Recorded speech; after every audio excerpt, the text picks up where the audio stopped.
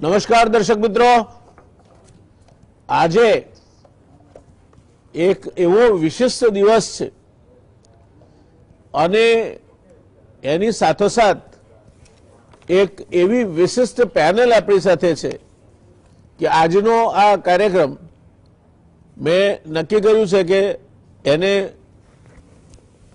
જે સામાન્ય ચીલાચાલુ કાર્યક્રમો થતા હોય છે એ કક્ષામાં નહીં લઈ જવો. આજે આપણા લોહ પુરુષ સરદાર સાહેબની નિર્વાણ દિવસ છે. સરદાર સાહેબ વિશે કહેવું એ ક્યાં જન્મ્યા, એમની જન્મ તારીખ કઈ ને ક્યાં ઉછર્યા, આ ગુજરાતમાં જો આપણે કહીએ તો ગુજરાતીઓ માટે શરમજનક છે. આપણે એ જાણવું જોઈએ. અને એટલે સરદાર સાહેબને લગતી આવી કોઈ પણ ઔપચારિક વાત કર્યા વગર સરદાર સાહેબ વિશે 5 કે 7 મુદ્દા કહીને પછી હું આ જે નિષ્ણાત પેનલ છે તે પણ સરદાર સાહેબ વિશે અત્યંત જ્ઞાન ધરાવતા બંને મહાનુભાવો છે, એમના હવાલે આ ચર્ચા કરી દઈશું. સરદાર સાહેબ એટલે શું? તો સરદાર સાહેબ એટલે એક એવા નેતા, અને એ મહદઅંશે જ્યારે આઝાદીની ચળવળ ચાલતી હતી ત્યારે એ જે અત્યારે એ 180 ડિગ્રી ટર્ન થયું છે એ એનાથી અલગ હતું. નેતાઓ ભણેલ ગણેલ હતા, બેરિસ્ટર કે એવી ઉચ્ચ કેળવણી પામેલ હતા, એમને સમજ પડતી હતી અને સૌથી અગત્યની બાબત એ કશુંક આપવા માટે આવ્યા હતા.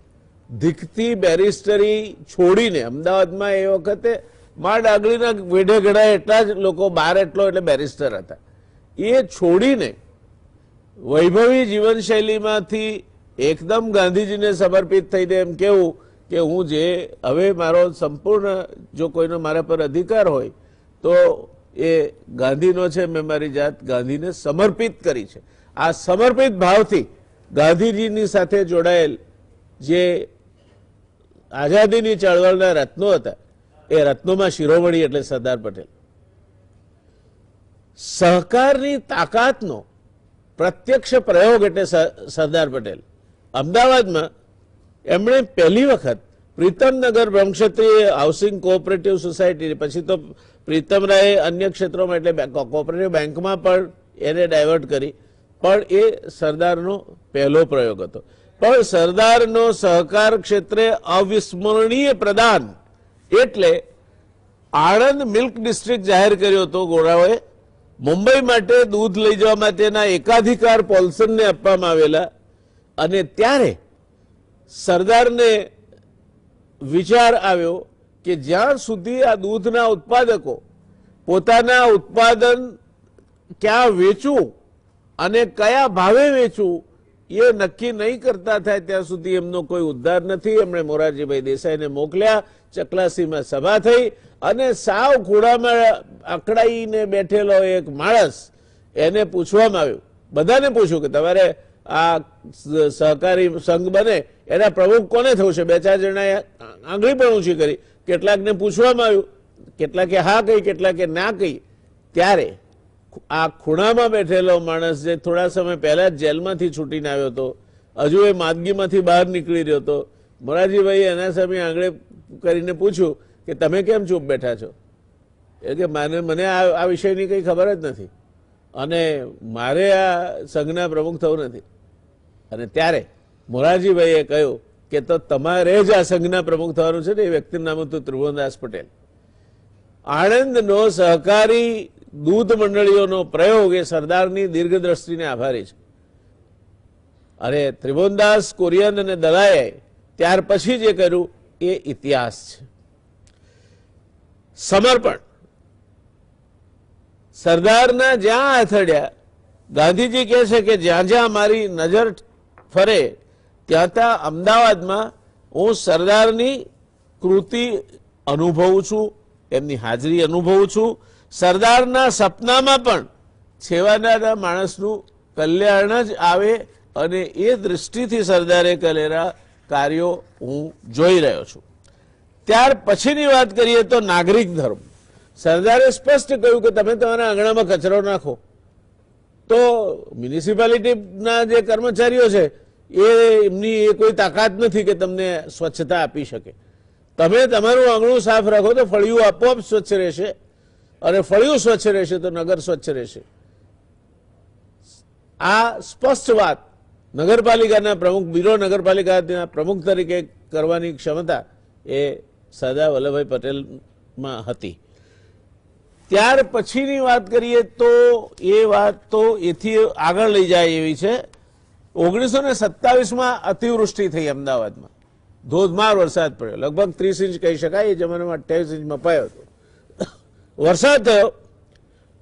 ડિઝાસ્ટર મેનેજમેન્ટ નામનું કોઈ શાસ્ત્ર એ વખતે હતું નહીં, અને કોઈ મોટા મોટા અધિકારી સાહેબોને ડિઝાસ્ટર મેનેજમેન્ટના સચિવો અને ચેરમેનો બનાવવામાં નહોતા આવતા. પહેર્યા કપડે સરદાર નીકળી પડ્યા. અમદાવાદમાં ઠેર ઠેર ફરીને અધિકારીઓને એકઠા કરીને માર્ગદર્શન આપીને અમદાવાદનું એટલું સરસ કામ થયું આ અતિવૃષ્ટિમાં કે ત્યાર પછી વિરમગામ સુધી એ કામ વિસ્તર્યું, અને ત્યારના કમિશનરે કહ્યું કે ખેડાને એ વિસ્તારમાં અમે પહોંચી નથી શકતા, તો તમે એ કામમાં અમને મદદ કરો. સરદારે કહ્યું કે મારી પાસે કેળવાયેલા સ્વયંસેવકો છે, ચોક્કસ મદદ કરીશું. સરદારે મદદ કરી. હવેની ખરી વાત હવે આવે છે.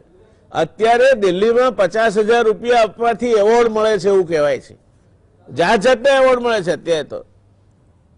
સરદારને વાઇસરોયે કહ્યું કે અમે તમારું નામ, કમિશનરે કહ્યું કે અમે તમારું નામ વાઇસરોયને ભલામણ કરીએ છીએ તમને બ્રિટિશ સરકાર તરફથી માન અકરામ અને ઇલકાબ મળે માટે. ત્યારે સરદારનો જવાબ બહુ સ્પષ્ટ હતો. એ સરદાર જ આપી શકે કે જો ભાઈ મને તમે કામ સોંપ્યું એ માનવતાની દ્રષ્ટિએ અમે કર્યું. અમે તમારી સામે લડીએ છીએ. જે સરકાર સામે હું લડતો હોઉં એ સરકારના માન અકરામ હું કઈ રીતે સ્વીકારી શકું? આ સરદાર જ કહી શકે. કોઈ ખેવના નહીં, કોઈ એવોર્ડ નહીં. પદ્મશ્રી, પદ્મવિભૂષણ આ એવોર્ડ નથી આપણા ત્યાં. આ ઇલકાબ નાબૂદી ધારો પસાર થઈ ગયેલો છે. કોઈ પણ પ્રકારના સરથી માંડીને પદ્મશ્રી સુધીના પૂંછડા આગળ પાછળ લગાડી શકાતા નથી. અને છતાંય કેટલાક જીવો એમને પદ્મશ્રી મળ્યું હોય તો એ લખાય કાર્ડમાં એનો આગ્રહ રાખે છે. આપણે એમની અજ્ઞાનતાની દયા આવે. ક્યાં સરદાર પટેલ અને ક્યાં આ સાવ વેતિયા માણસો જેમને પદ્મશ્રી મળે એટલે ખુશ થઈ જાય છે. પદ્મશ્રીનું એમાં આપણે કોઈ તકલીફ નથી, એ નાગરિક સન્માન છે. પણ એક પીએન અક્ષર હતા જેણે પદ્મ વિભૂષણ લેવાની પણ ના પાડી હતી. આ ગરિમા છે, અને એ ગરિમા સરદાર પાસેથી અપેક્ષિત હતી, અને સરદારે એ ગરિમા દાખવી. સરદારમાં ઠંડી તાકાત હતી. વલ્લભ વિદ્યાનગર, જ્યાંથી રસેશભાઈ આવે છે વિસ્તારમાંથી, જ્યાં હરિભાઈ કામ કરી ચૂક્યા છે, એ વલ્લભ વિદ્યાનગર ભીખાભાઈ અને ભાઈલાલભાઈએ બાંધવાની શરૂઆત કરી. બિરલાજી પાસે એમણે આ દરખાસ્ત કરી, બિરલાજીને ગમી, એમણે એમના આર્કિટેક્ટને મોકલ્યા, એ પ્રમાણે આયોજન થયું, અને બિરલાજીએ કહ્યું કે હું 25 લાખ રૂપિયા આપીશ.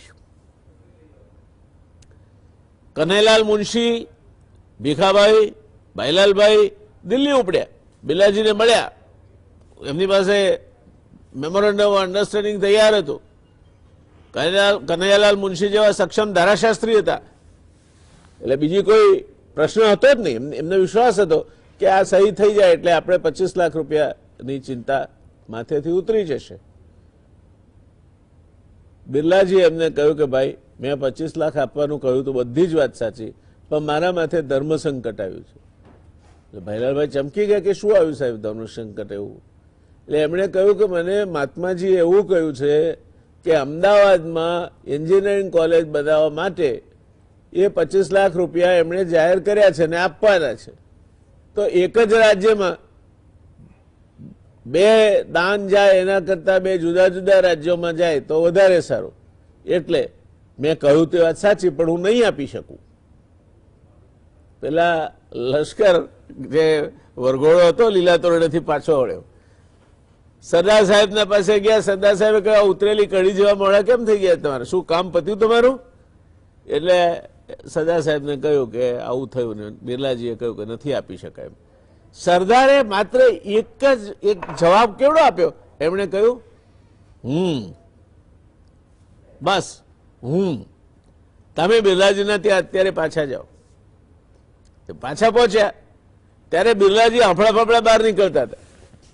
એને કહ્યું તમે બેસો ને, હું મને સરદારે મળવાનું કહ્યું છું, જઈને આવું છું. બિરલાજી ગયા, મળ્યા, પાછા આવ્યા. પછી એમણે કહ્યું કે હું તમને સરદારનો પણ વિચાર છે ને તમને હું 25 લાખ આપીશ, પણ 25 લાખ ઉપર એક પૈસો પણ નહીં આપું. પહેલા આખી કોલેજ માટે પૈસા આપવાની વાત હતી. કયું વાંધો નહીં, ભાગતા ભૂતની લંગોટી પણ ક્યાંથી 25 લાખ લઈ આવ્યા. એ ભાઈ કાકાની ખાનદાની હતી, ભીખાભાઈની ખાનદાની હતી અને સરદારની પણ ખાનદાની હતી કે આટલું બધું વીત્યા પછી, પૂરતા ફંડ ન મળ્યા પછી પણ એ એન્જિનિયરિંગ કોલેજનું નામ બિરલા વિશ્વકર્મા મહાવિદ્યાલય પડ્યું. આ ખાનદાનીનો સવાલ છે દોસ્તો. અને ખાનદાનીના કોઈ ઇન્જેક્શન નથી મળતા. જેમ હિંમતના કોઈ ઇન્જેક્શન નથી મળતા, બહાદુરીના કોઈ ઇન્જેક્શન નથી મળતા, એમ ક્યાંય ખાનદાનીના કોઈ ઇન્જેક્શન મળતા નથી. અને છેલ્લે દોસ્તો 24 એપ્રિલ 1946 15માંથી 12 પ્રાંતિક સમિતિઓએ સરદારના નામનો પ્રસ્તાવ કર્યો હતો. તેમ છતાં એ પ્રમુખ નહીં થઈ શક્યા. એના કારણોમાં નજો સુવિદિત છે, ઘણીવાર ચર્ચાય છે, ઘણીવાર એનો ધડાકાબંધ રાજકીય ઉપયોગ પણ થયો છે. પણ મારે તમને ખાલી 2 પ્રશ્નો પૂછીને પછી આ વાત મારી અહીંયા પૂરી કરવી છે. સરદાર જો આ દેશના પહેલા વડાપ્રધાન બન્યા હોત તો, આ પહેલો પ્રશ્ન છે મારો. અને સરદારને જો તબિયતે સાથ આપ્યો હોત તો, કારણ કે શરીર માધ્યમ ખલુ ધર્મ સાધનમ, એ સરદારે જો કોઈ સૌથી વધારે નડ્યું હોય, હું એમ માનું છું કે સરદાર આ દેશી રજવાડાના એકત્રીકરણમાં એટલા વધારે પડતા ખૂંપી ગયા ને એટલો મોટો બોજ સરદાર પર પડ્યો કે આપણો આ લોખંડી પુરુષ એની બીમારીને એક બાજુ મૂકી અને દેશ સેવામાં લાગ્યો. કામ પૂરા કર્યા. નિઝામને નમાવ્યો અને જૂનાગઢના નવાબને નમાવ્યો. આ દેશને 562 રજવાડાઓ ભેગા કરી અને ભારત નામનો એક દેશ બનાવ્યો. એ વ્યક્તિ એ આપણા સરદાર હતા. આપણા સરદાર કહીએ ને એટલે મોઢામાં ગોળ ખાતા એવું લાગે છે, ગૌરવ થાય છે. સૌના સરદાર. સરદારને સંકુચિત દાયરામાં મૂકવાનું મને ઉચિત નથી લાગતું. કારણ કે સરદારે પોતે એમના વતનમાં જ્યારે એમને સન્માન આપવાનો પ્રસંગ બન્યો ત્યારે શું કહ્યું હતું એની વાત આપણે આપણા બેમાંથી એક પેનલિસ્ટ પાસેથી જાણીશું. આપણા બંને વિદ્વાન પેનલિસ્ટ છે. ડોક્ટર હરિભાઈ દેસાઈ અમારા પરિચયમાં આવ્યા. હરીન્દ્રભાઈ એટલે એમના જન્મભૂમિના પ્રકાશનમાંથી ઉકાળો પિતા પિતા અમારી ભાઈબંધી થઈ અને એ પછી ચિત્રલેખામાં ગયા, ત્યાંથી પછી સમકાલીનમાં ગયા, ત્યાંથી પછી વિદ્યાનગર ગયા, ત્યાંથી પાછા અહીં આવ્યા, પત્રકારત્વની એક ઇન્સ્ટિટ્યૂટના ડાયરેક્ટર બન્યા અને એવો તો એમણે છાકો પાડ્યો કે 10 વિદ્યાર્થી એ ગુજરાત યુનિવર્સિટીમાં પત્રકારત્વના કોર્સમાં એમની ઇન્સ્ટિટ્યૂટના પહેલા આવે. મારે આની પણ તપાસ પંચ નિમાવવું જોઈએ. જરૂર. એક જ સંસ્થાના 10 વિદ્યાર્થીઓ પહેલા આવે એ અદભુત બનાવશે. પણ હરિભાઈ એ આદર્શ વ્યવસ્થાપક પણ છે અને શિક્ષક પણ છે. મારા મિત્ર છે એટલે વધારે અતિશયોક્તિ થઈ જાય બીકે કંઈ વાત નથી કરતો. પણ આધુનિક ભારતના સોશિયલ પોલિટિકલ હિસ્ટ્રીના જાણકાર અને રાજકારણની નાડ પારખનાર વ્યક્તિ એટલે ડોક્ટર હરિ દેસાઈ. રસેશભાઈ પટેલ એ પણ મારા ઘણા લાંબા સમયથી પરિચિત છે. પરિચય જ્યારે લાંબો ચાલે ત્યારે 2 થાય. કાં તો એમાંથી જો તમારે કંઈ વેચવાનું હોય તો દુશ્મની ઊભી થાય અને જ્ઞાન જ વેચવાનું હોય અથવા તો શોખ એક સરખા હોય તો મૈત્રી એમાંથી પરિણમે. મારે રશેશભાઈ સાથે કંઈ વહેંચવાનું નહોતું. હા, વહેંચવાનું હતું એ જ્ઞાન. જ્યારે જ્યારે સરદાર પર કંઈ પૂછવું હોય તો આ બંને મહાનુભાવો મારા રિસોર્સ પર્સન છે. પણ સરદાર પટેલ અંગે 8 વર્ષથી એ સંશોધન સાથે સંકળાયેલા. It is madness. તમે એમની સાથે વાત કરો રશેશભાઈ સાથે તો એની પેશન શું છે તે ખ્યાલ આવે. સરદાર પટેલ જે શાળામાં ભણ્યા તેના જીર્ણોદ્ધારમાં એમની અગત્યની ભૂમિકા રહી. સરદાર સાહેબના વતન કરમસદને સ્વતંત્ર દરજ્જો અપાવવા કામ કરી રહ્યા છે. હવે કેવી કરુણાની વાત છે, સરદાર પટેલના વતનને સ્વતંત્ર દરજ્જો અપાવવા માટે કોઈ માણસ મથી રહ્યો છે. એમને આપી દેવો જોઈએ. સરદારના વતનને બીજા કોઈ સાથે કંઈ જોડવાનું કારણ નથી. એનો ગરિમા વધે તો એમાં મને લાગે છે કે થવું જોઈતું હતું, થશે. રશેશભાઈ હજુ યુવાન છે અને એમના કપાળે જશ લખાયેલો છે એવું દેખાય છે, એટલે વાંધો નહીં આવે. પણ એ કામ કરી રહ્યા છે. પોતે કરમસદના જ વતની છે, એમનું સદભાગ્ય છે કરમસદમાં જન્મવું. સરદારનું વતન, એ માટીમાં રમવું, મોટા થવું, એ એક તમારા કર્મ સંયોગે તારા પુણ્યબળ જાગૃત થાય તો જ એ શક્ય છે. એવી આપણી રાષ્ટ્રીય તીર્થ જેને કહી શકાય એવી કરમસદની ભૂમિનું એ સંતાન છે. ત્યારે રશેશભાઈ, તમારાથી શરૂઆત કરીએ કે સરદાર જો આ દેશમાં આજે હયાત હોત તો આજે જે પ્રકારની આપણે પરિસ્થિતિ જોઈ રહ્યા છીએ એમાં સરદારે શું કર્યું હોત? મારું તો પર્સનલી એવું માનવું છે, કદાચ કોઈ નેતાને ગમશે પણ નહીં, સરદાર કદાચ ખેડૂતોનો ડાંગ લઈને અત્યારે નેતાઓને મારતા હોત એવું મને દેખાઈ રહ્યું છે. કારણ કે જે રીતે રાજનીતિ ચાલી રહી છે એ રીતે તો એવું જ લાગી રહ્યું છે કે આ ટાંટ્યા ખેંચ સિવાય બીજું કાંઈ નથી. દેશની સરદારના સમયની રાજનીતિ અને એ પછીની જે રાજનીતિમાં જે બદલાવ આવ્યો એ ફક્ત ને ફક્ત સ્વ માટે આવ્યો, દેશ માટે નથી આવ્યો એવું મારું માનવું છે. કારણ કે સરદાર સાહેબ અને બીજા એ સમયના જે નેતાઓ હતા એ લોકો એટલા પરિપક્વ હતા કે એમના સંબંધો મૈત્રીભાવ ખરો, પણ દેશ માટે જ્યારે પણ કંઈ પણ આવે ત્યારે સામે વ્યક્તિ શું કહી રહ્યો છે એની સાથે વિચાર ભેદ હોય તેમ છતાં પણ એ લોકો ડિસ્કસ કરીને એ માન્ય રાખતા હતા. જેમ કે સરદાર પટેલ અને ગાંધીજી એકદમ શિષ્ય અને ગુરુનો એક નાતો કહેવાય, પણ ઘણી બાબતોમાં સરદારના અને ગાંધીજીના વિચારો પણ મતભેદમાં રહેતા હતા.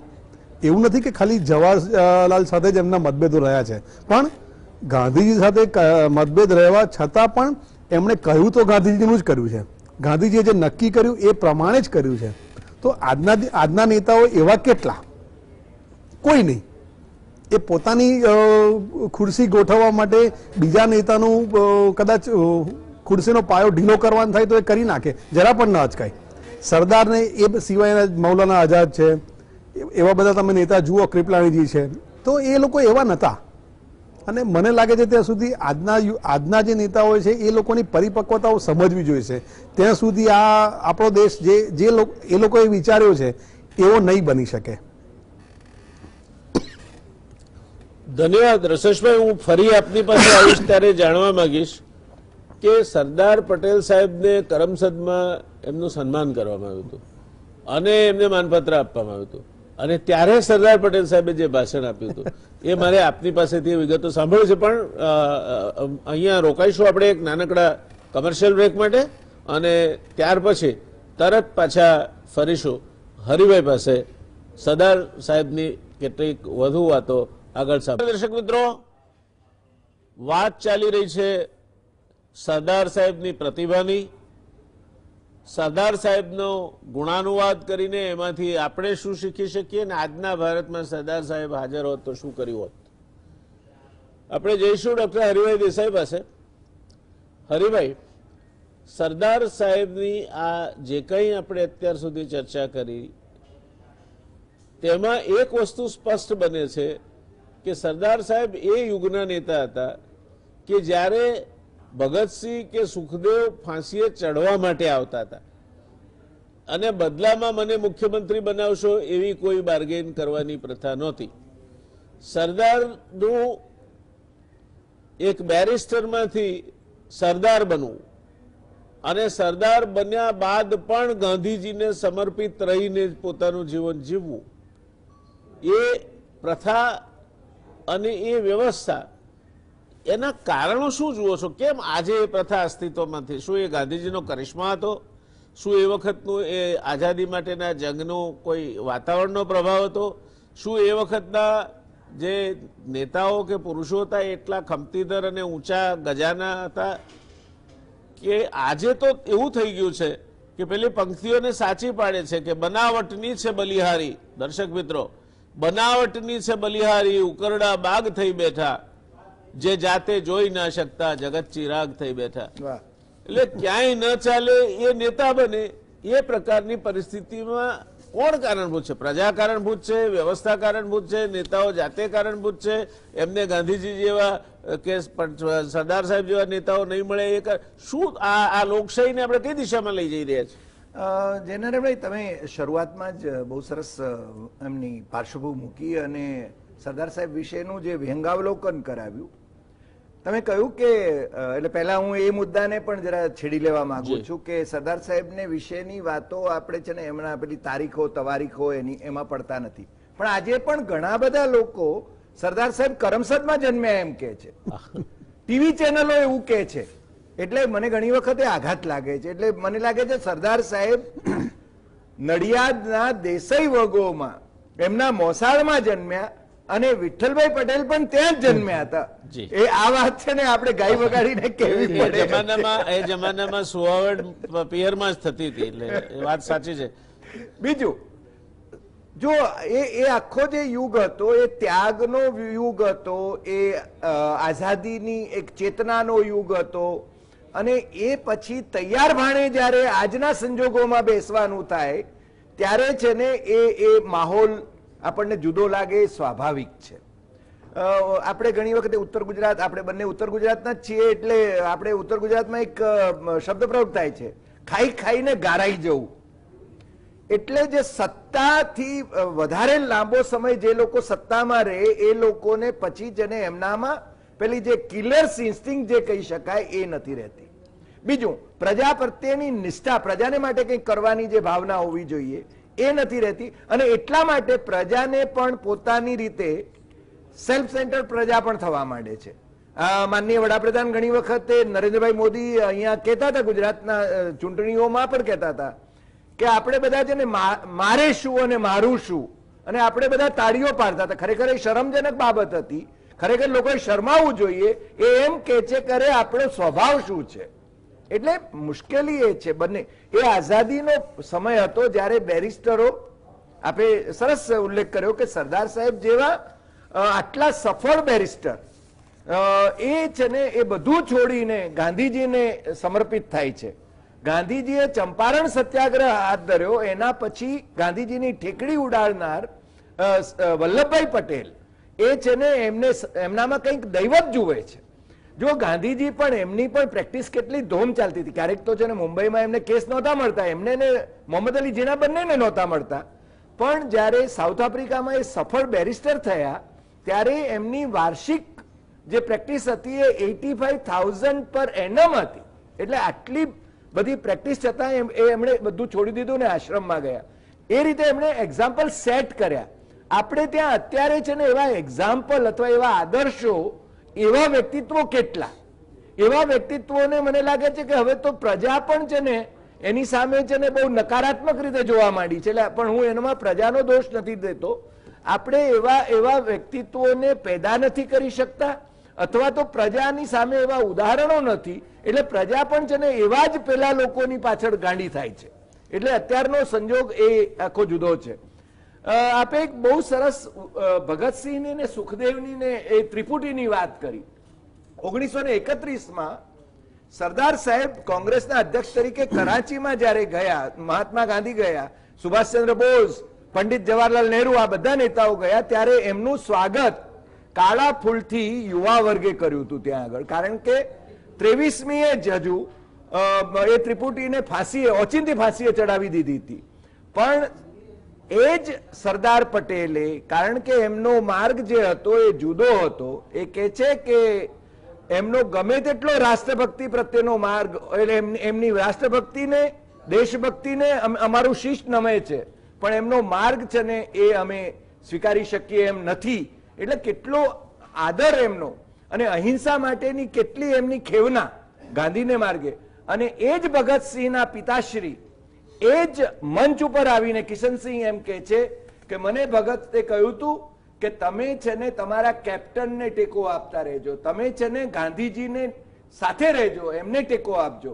અને સુભાષચંદ્ર બોઝ, એ નેતાજી સુભાષચંદ્ર બોઝે પણ એ વખતે કહ્યું હતું કે ગાંધીજીએ ભગતસિંહને બચાવવા માટે કેટલા પ્રયત્નો કર્યા હતા. કારણ કે આપણે ત્યાં હજુ હવે છે ને ઇતિહાસને ચૂંથવાની વાત થઈ રહી છે, ઇતિહાસનું વિકૃતિકરણ થઈ રહ્યું છે. ત્યારે નવી પેઢી વોટ્સઅપ યુનિવર્સિટીથી ગેરમાર્ગે દોરાઈ રહી છે. ત્યારે કેટલીક હકીકતો એ પોતે પણ આ ચકાસીને જાણી શકે, એટલા માટે ખૂબ જરૂરી છે. સરદાર સાહેબ નિરાળું વ્યક્તિત્વ હતા અને મને લાગે છે કે કયા ક્ષેત્રમાં એમનું યોગદાન નહોતું એ જ આપણે તો જેને વિચારવું પડે. દેશના વિકાસને માટે, આઝાદી પહેલા અને પછીના ઘડતર માટે અને ઇન્ટરનેશનલ ફોરા ઉપર પણ, ધારો કે કોમનવેલ્થમાં ભારતે રહેવું જોઈએ એ વાતનો આગ્રહ પણ છે ને સરદાર સાહેબે જ હંમેશા રાખ્યો હતો. એ એટલે કે ઇન્ટરનેશનલ જે રિલેશન્સની બાબતમાં, ચાઇનાની અને તિબેટની બાબતમાં પણ 7 નવેમ્બર 1950નો જે એમનો પત્ર હતો એ અને એના પછીની નોંધો જે હતી એ પણ જેને બોલકી નોંધો છે, જે એમના જીવનના અંતિમ દિવસોમાં એમણે જે કર્યું છે. એટલે મને લાગે છે સરદાર સાહેબ જ્યાં હતા, ગાંધીજીએ જ્યાં મૂક્યા હતા ત્યાં આગળ છે ને એમને ક્યારેય કોઈ ફરિયાદ નહોતી. ગાંધીજીની સાથે એમના મતભેદો હતા, પણ એ મતભેદોની ચર્ચા કરીને જે નિર્ણય ઉપર આવતા હતા એ નિર્ણયને એ હંમેશા કાર્યાન્વિત કરતા હતા. એવા એક કુશળ અને કોંગ્રેસના સૌથી મજબૂત નેતા એ હતા. ધન્યવાદ. દર્શક મિત્રો, એ સમય અલગ હતો અને એ સમયનો માહોલ અલગ હતો, પણ લોકશાહીનો પાયાનો સિદ્ધાંત તમે યાદ રાખજો કે in A democracy you get the government you deserve. તમે જેને લાયક હો એવા જ નેતાઓ, તમે જેને લાયક હો એવી સરકારો તમને મળે છે. કારણ કે તમારા ત્યાં ગામ તળાવ હોય કે અમદાવાદની વાત કરીએ તો કાંકરિયા હોય, એમાંથી સોનાના ઘડાથી પાણી લો, ચાંદીના પાત્રથી પાણી લો, માટીના ગગરાથી પાણી લો કે પતરાની ડોલથી પાણી લો, પણ સાહેબ પાણી તો કાંકરિયાનું કે તમારા ગામના તળાવનું જ છે. એના ગુણધર્મો નહીં બદલાય પાત્ર બદલવાથી. અને એટલે જ્યાં સુધી સમાજ પોતે સડેલો છે, સમાજ પોતે પોતાની માનસિકતા નથી સુધારતો, સમાજ પોતે આપણે શુંની મનોવૃત્તિમાં, મારું શું ને મારે શુંમાં જીવે છે, ત્યાં સુધી સમાજમાંથી જ વેપારીઓ આવે છે, સમાજમાંથી જ અધિકારીઓ આવે છે, સમાજમાંથી જ નેતાઓ આવે છે, સમાજમાંથી જ ડાક્ટરો આવે છે.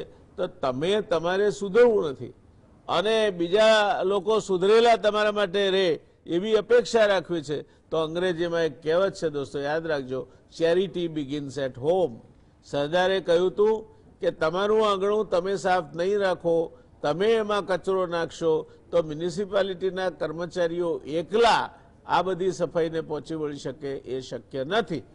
આ વાત લોકશાહીને પણ એટલી જ લાગુ પડે છે. તમે તમારું આંગણું સાફ નથી રાખતા, તમે તમારો વિવેક બુદ્ધિનો ઉપયોગ મત આપવામાં નથી કરતા, કોમવાદથી માંડીને પૈસા સુધી અને નશાથી માંડીને નાટકો સુધીની અનેક બાબતોથી તમે દોરાવ છો અને એના પરિણામ આજે ભારત, સરદાર પટેલે જે 562 રજવાડાનું એક ભારત કરીને આપ્યું હતું એ પહેલા ભાષાકીય રાજ્યરચનાથી તૂટ્યું, ત્યાર પછી બીજા નાના મોટા કારણોસર તૂટ્યું, પ્રાદેશિક પાર્ટીઓના પ્રાદેશવાદથી તૂટ્યું, કેટલીક જગ્યાએ કોમવાદના કારણે તૂટ્યું. સરદારે તમને આપ્યું છે ને તમે તોડી રહ્યા છો. કોઈ દિવસ વિચાર કર્યો છે ખરો? તમે કઈ રીતે સરદાર ગુજરાતી હતા ને અમે ગુજરાતી છીએ એમ કહેવાને તમે લાયક નથી દોસ્તો. અને એટલે આ બાબતો ધ્યાનમાં રાખજો કે તમે જ્યારે એક આંગળી કોઈના તરફ કરો છો ત્યારે 4 તમારા તરફ થાય છે. રસેશભાઈ, ફરી પાછો તમારી પાસે આવું છે. થોડી ગંભીર વાતો થઈ ગઈ હરિભાઈથી ને મારાથી. મારે આપને પૂછવું છે કે સરદારનું વ્યક્તિત્વ, એમની સાલસતા અને આખા બોલાપણું, જે વાત હોય તે મોઢે કહી દેવાની, એ વિશે આપને કઈ થોડાક ઉદાહરણો આપો તો સરદારની પ્રકૃતિ વિશે આપણને ખ્યાલ આવે. સરદાર સાહેબનું એક મને પ્રસંગ યાદ આવે છે કે એક પત્રકારે સરદાર સાહેબને પૂછ્યું કે લોકો તમને, શું તમે પોતે તમારી જાતને હિટલર માનો છો? તો સરદારે બહુ વળતા જવાબમાં બહુ આમ અણધારે જવાબ આપ્યો કે લોકો મને શું કહે છે એનાથી મને લેશ માત્ર ફરક નથી પડતો, પણ મને જો તેઓ હિટલર કહે કે સુપર હિટલર કહે, મને એનાથી કોઈ ફરક નથી પડતો.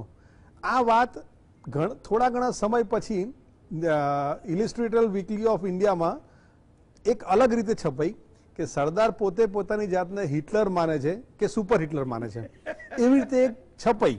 એટલે સરદાર પોતે પણ વિચારતા થઈ ગયા કે મારો જે કહેવાનો ભાવાર્થ હતો એ આખો બદલાઈ ગયો. એટલે કહેવાનો આશય છે કે એ જમાના પણ આમાં પણ આવી રીતે પત્રકાર મિત્રો રમતો રમતા હતા નેતાઓ સાથે, પણ એની સાથે સરદારે એ પત્રકાર સાથે કોઈ એવું ગેરવર્તણૂક કે મિસબિહેવ નહોતું કર્યું. એટલે એવા પણ ઘણા બધા એ છે. ઇવન એક અમારા 6 ગામમાં એક પ્રથા એવી છે કે પૈઠણની, તો પૈઠણ વખતે એમ કે છોકરો પરણાવો હોય તો પૈઠણ લેવાની, દાવરી દહેજ વોટેવર. તો એ સમયે સરદારને ઘણા બધા વાત કરે તો કે સાહેબ આવી રીતે મારો દીકરો પરણાવ્યો છે, તો સરદાર એમ પૂછે કે પાડાના કેટલા ઉપજ્યા? એટલે સરદાર એ પૈઠણ પ્રથાને કટાક્ષમાં કેવી રીતે લેતા હતા એ જાણવાની આપણને એ વખતે ખબર પડે કે 7,000 ઉપજ્યા કે 5,000 ઉપજ્યા. એટલે સરદાર એવા કટાક્ષો પણ કરીને સમાજ પ્રથાના કુરિવાજો જે ખરા સમાજના એની પર કટાક્ષ કરીને કહેતા પણ ખરા કે આ ખોટા રિવાજો છે, એ તમે બંધ કરો. એક બીજો મને એક થોડો આ મુદ્દાથી વિષયથી ભટકીને એક મને એ આવે છે કે જેમ આપે કહ્યું હતું કે સરદાર સાહેબને પ્રાંતીય કમિટીમાં પ્રમુખ પદને આ તે એ આખો વિષય જુદો છે, પણ એમાં મને એક ઉમેરવાનું મન થાય છે કે ઇન્દુલાલ યાજ્ઞિક, એમણે મહાગુજરાત સભાની ચળવળ ચાલતી હતી અને અમદાવાદની લોકસભાની ચૂંટણી લડાવવાની હતી. ત્યારે અમદાવાદના જ વૈભવી કુટુંબના દીકરા હઠીસિંહને ઊભા રાખવાના હતા અને ઇન્દુલાલ યાજ્ઞિક પોતે ઉમેદવારી કરવાના હતા. તો એ સમયે ક્યાંક ને ક્યાંક ચર્ચા એવી ચાલી અને ઇન્દુલાલ યાજ્ઞિકને મહાગુજરાત આંદોલનમાં ભાગ લેવો હતો, એટલે દિલ્હી સુધી નહોતું જવું. એટલે એમણે ક્યાંક નવો રસ્તો કાઢી અને ડાયાભાઈને ઉમેદવારી માટે તૈયાર કર્યા. એટલે જેવી ડાયાભાઈની વાત થઈ એટલે ભાઈ કાકા એ વખતે વિદ્યાનગરમાં હતા, એટલે ભાઈ કાકા સાથે બધી વાતચીત થઈ અને તરત મણિબેનને મળવા ગયા. તો મણિબેનને મળવા ગયા એ સમયે બધી ચર્ચા થઈ કે આવી રીતે આવા કારણોસર ડાયાભાઈની ઉમેદવારી માટે વાત કરીએ છીએ. તો મણિબેનનો એક જ વાક્યમાં જવાબ હતો, જેમ સરદાર બહુ ઓછા શબ્દોમાં કહે છે એવી રીતે મણિબેન કહે કે બાપુજી ગુજરી ગયા અને હવે તારે કોંગ્રેસ સામે ઉમેદવારી કરવી છે. અને એમ કહીને મણિબેન અને ડાયાભાઈ બંને રડી પડ્યા, આંખોમાં આંસુ આવી ગયા અને ડાયાભાઈએ એ વખતે ઉમેદવારી ન કરી. એટલે કહેવાનો આશય એ છે કે એ લોકો પોતાના ફાધર ફિગર જે પક્ષમાં હતા અને જે રીતે કામ કરતા હતા એ પક્ષને વળગી રહીને પણ એ લોકોએ એ રિશ્તો જાળવી રાખ્યો. એવું નથી કે એ લોકોને તડછોડી દીધા હોય કે એવું કંઈ કર્યું હોય. એવા ઘણા બધા કિસ્સાઓ છે. હરિભાઈ, સરદારને 2 જગ્યાએ સન્માનપત્ર અપાયાના ઉલ્લેખો મળે છે. એક ભોપાલમાં અપાયું હતું અને એક એમના વતનમાં અપાયું હતું. અને એમાંથી સરદારની કેટલીક લાક્ષણિકતા એ છતી થાય છે કે સરદાર શું હતા, સરદાર કેવું વ્યક્તિત્વ હતું ને સરદારની લાક્ષણિકતા શું હતી, એના વિશે આપ વાત કરશો જરા? એટલે મને ખાસ કરીને કરમસદમાં જે એમનું સન્માન થયું અને એ વખતે જો સરદાર બેઝિકલી આખા બોલા હતા અને મને લાગે છે કરમસદના, ચરોતરના અને મેહાણાના એ આખા બોલા જ માણસો હોય. એટલે એમણે કહ્યું કે ભાઈ ગુલામોને વળી કુળ કેવા, આપણે ગુલામ છીએ અને પછી પાછા 6 ગામના માણસ જે હોય પટેલિયાઓ એ પોતાને જેને થોડું સમજે જરા વન અપ.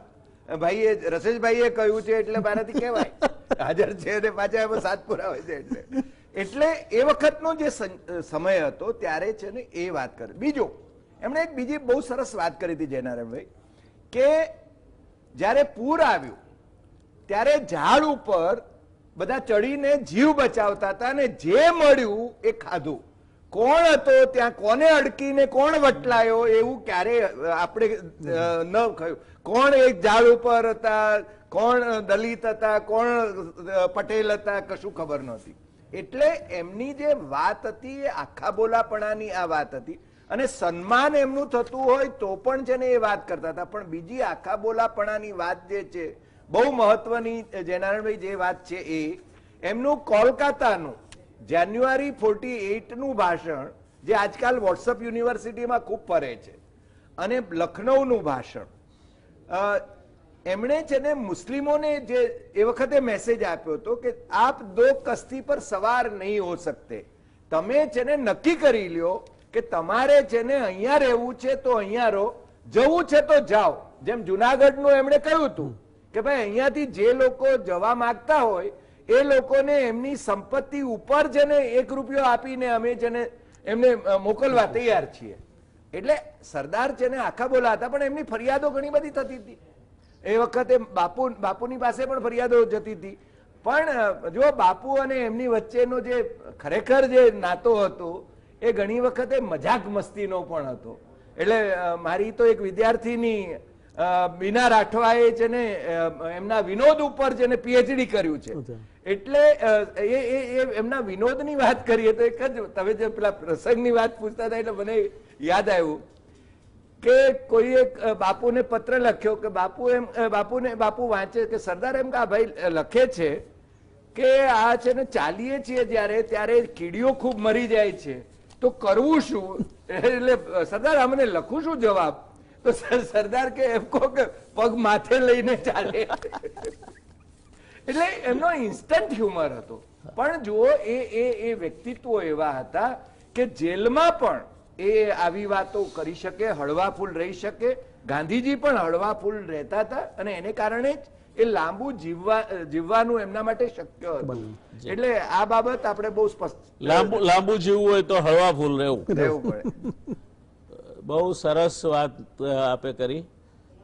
દર્શક મિત્રો, સરદાર એ જેને બેવડા ધોરણ કહેવાય, બોલવા ચાવવાના અને દેખાડવાના જુદા, એ સરદાર નહોતા. અને એનું એક ઉત્તમ ઉદાહરણ એ દ્વિતીય કાઠિયાવાડ રાજકીય પરિષદ છે, જ્યાં દલિતોને દૂર બેસાડ્યા હતા. સરદારે સ્ટેજ પરથી જોયું એટલે પોતે જઈને ત્યાં બેઠા એમની સાથે સભા મંડપમાં. એટલું જ નહીં પણ એમણે ભાષણ પણ ત્યાંથી જ કર્યું. અને એ બાબતમાં હળવી ભાષામાં કાકા સાહેબ કાલેલકરે કહ્યું કે સભામાં 2 સ્થાન હતા. એક પ્રમુખ સ્થાન જ્યાં અબ્બાસ અલી તૈયબજી બેઠા હતા અને બીજું વલ્લભ સ્થાન. આ જ્યાં ઉભા રહે ત્યાંથી લાઈન શરૂ થાય એનું નામ સરદાર. એને કોઈ તમે ખુરશી લઈ આવીને બેસાડો તો જ સરદાર, અને દલિતોના ટોળા ભેગા બેસે તો સરદાર નાના થઈ જાય. ના, સરદાર એ વ્યક્તિત્વ જ નહોતું. સરદાર એક એવું વ્યક્તિત્વ હતું કે જે વ્યક્તિત્વ પહેલા હતું અને બાકીના બધા લોકો એમની પાસે નાના લાગે એટલી ઊંચાઈ હતી એની. સાથે સાથે સિદ્ધાંત નિષ્ઠાની બાબતમાં ક્યારેય બાંધછોડ નહીં કરે તેને સરદાર કહેવાય. રસેશભાઈને ખબર છે, મ્યુઝિયમમાં વિઠ્ઠલભાઈ પટેલને અહીં જ્યારે એમનો મૃતદેહ જીનીમાંથી લાવવામાં આવ્યો હતો, એ કોફિન સરકારમાં ક્યાંક ફરતું હતું અને એના ઉપર વિદ્વતાપૂર્ણ ચર્ચાઓ ચાલતી હતી કે આ કરમસદ મ્યુઝિયમને અપાય કે નહીં. અને કોઈ આરોગ્ય વિભાગના કોઈ CHCમાં આ પડ્યું હતું. એક જ ઝાટકે નિર્ણય લઈને કરમસદ મ્યુઝિયમ માટે આપી દીધું તે કરમસદમાં છે. પણ વાત એ નથી. વાત એ છે કે જ્યારે એમને એમના અંતિમ સંસ્કાર માટે પેરોલ લેવાની વાત આવી અને અંગ્રેજોએ એમને કહ્યું કે તમે આ જે કંઈક ગુનો કર્યો છે, જેલમાં છો, દિલગીર છો ને હવે એ ગુનો નહીં કરો એવું લખી આપો તો તમે પેરોલ આપીશું. ત્યારે સરદારે કહ્યું કે મને એ રીતે પેરોલ મળે તે જરાય સ્વીકૃત નથી અને દર્શક મિત્રો વિઠ્ઠલભાઈની અંતિમ વિધિ સરદારની અનુપસ્થિતિમાં થઈ. તમારે કંઈક બનવું હોય તો કંઈક આપવું પડે છે. આ આપવાની વાત જ્યારે આવે ત્યારે આજે ક્યાંક ને ક્યાંક ગરબડ દેખાય છે. આજે જમાનો જુદો છે. સરદાર ગાંધીજીને પણ કહી દેતા હતા. એક વખતે પેલા કાથીનો ખાટલો હતો અને જેલમાં ગાંધીજી કહ્યું કે આ તમને કેવો લાગે છે, એટલે કે આ દેહ આના ઉપર સુઈ રહેશે તો બહેનો આદુ છોલવા વાપરે છે તો છોલાઈ જશે. આ ગાંધીજીને પણ સરદાર કહી શકે હસતા હસતા. અને છતાંય સરદાર એમ કહેતા હતા કે જે દિવસેથી હું બેરિસ્ટર મટ્યો અને રાષ્ટ્રીય પ્રવાહમાં ચળવળમાં જોડાયો તે દિવસથી મેં મારી જાતને ગાંધીને સમર્પિત કરી દીધી છે. મારું અલગ વ્યક્તિત્વ છે જ નહીં. આ સરદાર હતા. સમર્પિત, સ્પષ્ટ, દ્રષ્ટિવંત, એક વચની, એક વાક્ય, હિંમત અને બધાની સાથે એકદમ બાળક જેવી સરળતા. એનું નામ સરદાર. સરદાર આપણા લોખંડી પુરુષ હતા એટલે કઈ લોઢાના નહોતા બનેલા, એ પણ હાડમાંસના જ હતા. પણ એમની ઈચ્છા શક્તિ એવી દ્રઢ હતી કે એ આર્ગ્યુમેન્ટ કરતા હોય કેસનું અને પત્નીના મૃત્યુનો તાર આવે તો ગજવામાં મૂકીને પત્યા પછી એ બાકીની વાત કરતા હતા. એ સરદાર હતા. રસેશભાઈ, સરદાર વિશે આપ થોડું કંઈક વધારે કોને? સરદાર પટેલની અને વિઠ્ઠલભાઈ સાહેબની તમે વાત કરી તો મને એક પહેલા તો હું એવું કહું કે ભારતને સરદાર ક્યારે મળ્યા કે જ્યારે વિઠ્ઠલભાઈએ ગુજરાત ક્લબમાં ગાંધીજી સાથે ભેટો કરાવ્યો ત્યારે. અને આજે આપણે સરદારને કેમ માણી શકીએ છીએ કે જાણી શકીએ છીએ તો એ મણિબેનને આભારી છે. મણિબેને જો એમના પત્રો ને એમના કાગળો જો સાચવીને ના રાખ્યા હોત તો આજે સરદારનો જે અક્ષરદેહ છે એ આપણને વાંચવા ક્યાંય ના મળે હોત. હા, સરદારે છેલ્લે એ એમના વિશે ઘણું બધું લખવાનું શરૂ કરેલું પણ એ બહુ અંતિમ સમયમાં હતું, સમયગાળો હતો. પણ કહેવાનો આશય એ કે મણિબેન અને વિઠ્ઠલભાઈને આભારી સરદાર તો ખરા. વિઠ્ઠલભાઈની આપણે વાત કરી તો મને એક પ્રસંગ યાદ આવે છે મેયર ઓફ મુંબઈનો. એ વખતે ગેટવે ઓફ ઇન્ડિયાનું ઉદ્ઘાટન કરવા માટે લોર્ડ રીડિંગ વાઇસરોય મુંબઈ આવવાના હતા. તો એ સમયે વિઠ્ઠલભાઈ મુંબઈના મેયર હતા. અને હવે સ્વાભાવિક છે કે બ્રિટિશ વાઇસરોય આવે એટલે એક આ પ્રકારનું રાજકારણ આખું અલગ જ ખેલાતું હોય. એટલે એ સમયે ઘણા બધા લોકોએ વિઠ્ઠલભાઈને કહ્યું કે આપણે આવી રીતે ઇન્વિટેશનમાં તમારે આવેલું છે તમારે જવાનું છે. એટલે વિઠ્ઠલભાઈએ સ્વરાજ પાર્ટીના એ વખતે સભ્ય હતા. એટલે વિઠ્ઠલભાઈએ ના પાડી કે હું આ ઉદ્ઘાટનમાં નહીં જાઉં. અને હકીકતે એ જેવો નન્નો ભણાયો અને જે રાજકારણની રમતો શરૂ થઈ અને વિઠ્ઠલભાઈ પર કોઈ પણ રીતે જવા માટેનું પ્રેશર બિલ્ટઅપ થવા માંડ્યું.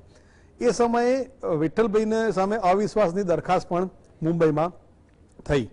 અને એ અવિશ્વાસની દરખાસ્ત સમયે એક મિટિંગ બોલાવી અને મિટિંગ સમયે વિઠ્ઠલભાઈ આખું આ એક માહોલ ભાપી ગયેલા એવું લાગ્યું. એટલે વિઠ્ઠલભાઈ એક કવર એમના સેક્રેટરીને આપી રાખેલું અને એ કવર પ્રમાણે ભગવાન જાણે શું લખ્યું હોય કે શું નહીં. અને વિઠ્ઠલભાઈ આવીને અન્ય સભ્યોની મેમ્બરોની એમાં બેસી ગયા. એટલે લોકો વિચારતા, એમના વિરોધીઓ વિચારતા થયા કે વિઠ્ઠલભાઈ કેમ આમ કર્યું. ત્યારે એમના સેક્રેટરીએ કવર ખોલ્યું અને વાંચ્યું તો એમાં રાજીનામું હતું મેયરના પદેથી કે જો મારી પર જો આવી રીતે પ્રેશર કરશો કે દબાણ લાવશો તો હું રાજીનામું આપી દીધું છે મેં. એટલે હવે મિટિંગ તો બોલાવી લેતી, મિટિંગ કન્ડક્ટ કેવી રીતે કરવી એ એક મોટો સવાલ થઈ ગયો. એટલે વળી પાછું નિમણૂક થઈ તો કે સભાના પ્રમુખ તરીકે વિઠ્ઠલભાઈની જ નિમણૂક થઈ અને ફરી પાછું આગળ આ દોડ ચાલ્યો. પણ વિઠ્ઠલભાઈ ટસના મસ ના થયા. લોર્ડ રીડિંગનું ઉદ્ઘાટન સમારોહ બધું પતી ગયું અને નવેસરથી ચૂંટણી આવી મુંબઈના મેયરની. વિઠ્ઠલભાઈ હતા એના કરતા વધારે મતોથી જીતીને ફરી પાછા મુંબઈના મેયર બન્યા હતા. એક બહુ જાણીતો પ્રસંગ છે. હરિભાઈએ એક આર્ટિકલ લખેલો છે કે જેમાં આયુર્વેદિકના તારણહાર તરીકે વિઠ્ઠલભાઈ, કારણ કે ઘણા યુનાની મેડિસિન, બોમ્બે મેડિકલ એક્ટ 1912માં એ બેન થયેલું યુનાની મેડિસિન, આયુર્વેદિક મેડિસિન. એ સમય પછી જે વિઠ્ઠલભાઈએ ભાગ ભજ્યો અને 1914માં જુલાઈ 1914માં એ બોમ્બે મેડિકલ એક્ટમાં એ એમેન્ડમેન્ટ થયું અને એ સુધારો થયા પછી આજે આપણે આયુર્વેદિક મેડિસિન અને યુનાની મેડિસિન આપણે લઈ શકીએ છીએ. તો આજે વિચાર કરો કે વિઠ્ઠલભાઈનું પણ એક યોગદાન એવું છે કે જે આજે સરદારની જગ્યાએ છે, વિઠ્ઠલભાઈની જગ્યાએ છે. વિઠ્ઠલભાઈના નામે મતો નથી મળતા એટલે વિઠ્ઠલભાઈને કોઈ ઓળખતું નથી. હકીકતે કહું તો 2023માં એમની 150મી જન્મ જયંતિ આવે છે અને કરમસદ ગામ પ્રેમથી ઉજવવાનું છે, એ નક્કી છે.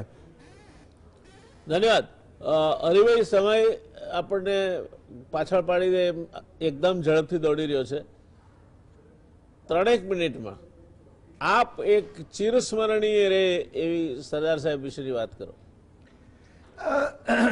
મને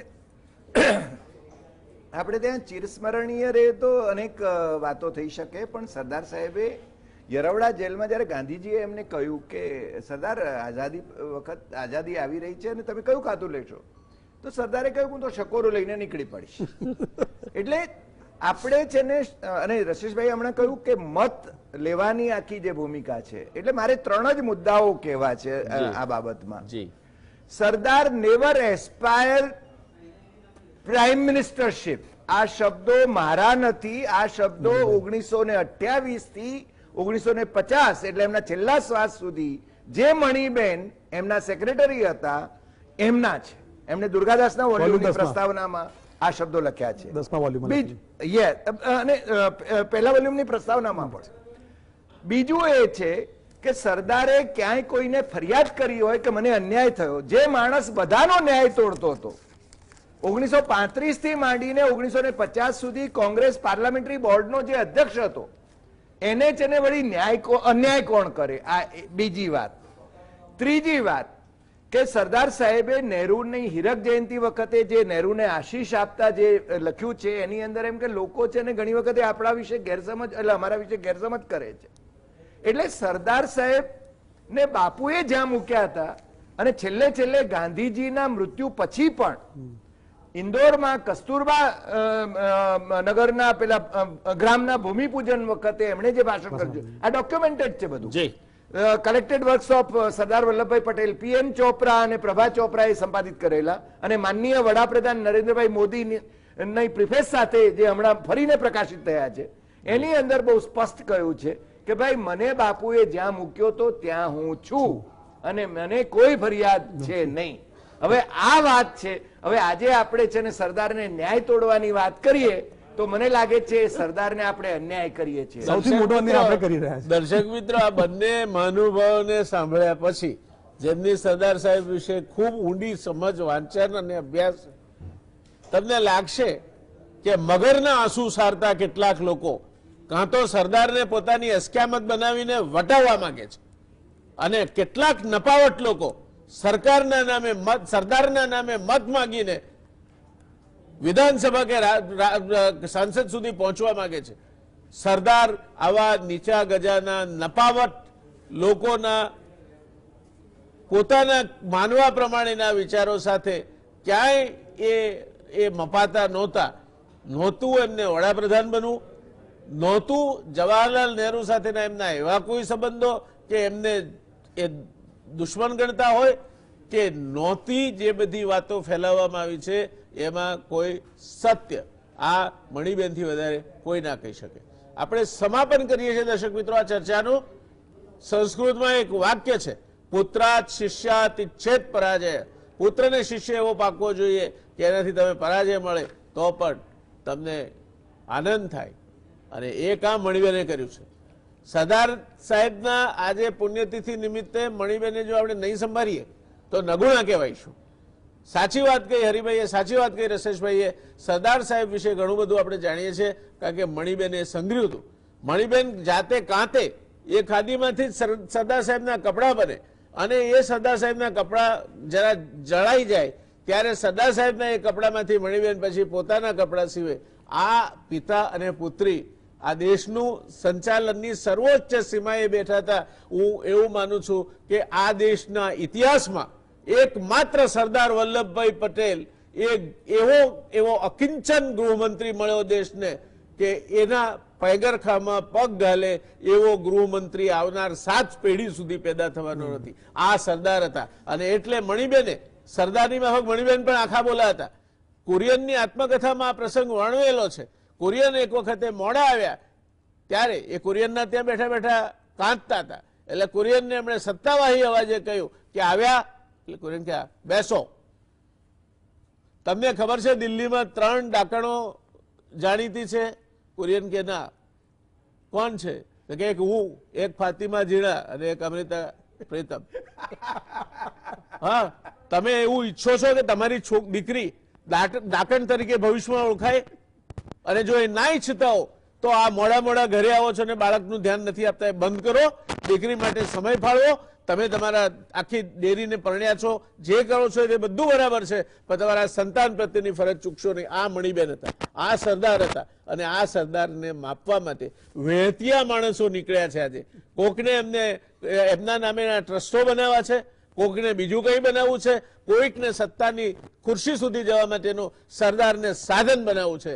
આ સરદાર પટેલને તમે બીજું કંઈ ના કરો તો અન્યાય તો ના કરશો, એ વિનંતી સાથે આજની ચર્ચા આપણે સમાપન કરીએ છીએ. પણ સરદાર વિશેની ચર્ચાઓ વારંવાર કરતા રહીશું, એની હું આપને ખાતરી આપું છું.